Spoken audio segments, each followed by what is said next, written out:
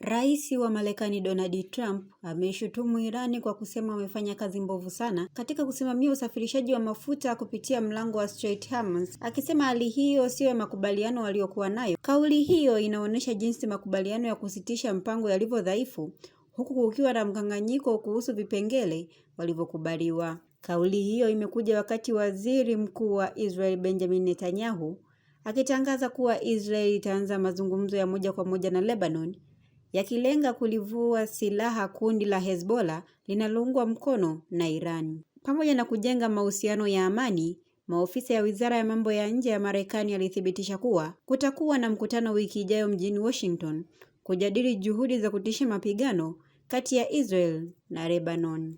Hata hivyo, wakati maofisa wa Lebanon walitaka kuwepo kwa usitishwaji wa mapigano kabla ya mazungumzo, Netanyahu alisisitiza hakuna usitishwaji wa mapigano nchini Lebanon, huku mashambulizi ya Israel yakiendelea, yakilenga maeneo ya kusini yaliyodaiwa kuwa vituo vya kurushia makombora ya Hezbollah, ingawa yalipungua kwa muda usiku huo.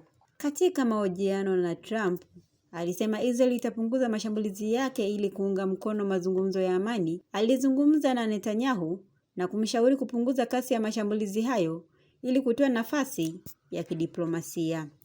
Mashambulizi hayo yalisababisha tahadhari mpya za kuwahamisha wakazi wa vitongoji vya kusini mwa mji mkuu wa Beirut, huku mkuu wa World Health Organization Tedros Adhanom ameeleza eneo la Jinali na hospitali mbili kubwa zenye takribani ya wagonjwa 450 wakiwemo 40 walioko katika uangalizi maalum na kuhamisha ni vigumu kutokana na ukosefu wa vituo.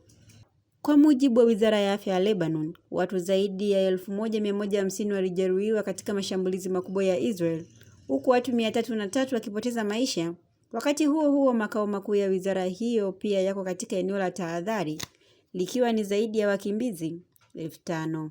Mkanganyiko mkubwa umejitokeza iwapo makubaliano ya kusitisha mapigano yalihusisha Lebanon, huku Iran na wapatanishi kutoka Pakistan walisema walihusisha, lakini Marekani na Israeli walikanusha madai hayo. Kufuatia hali hiyo, Irani ilitishia kusimamisha tena usafirishaji wa meli kupitia mlango wa Hormuz na kuonya kuhusu mashambulizi ya kulipiza kisasi.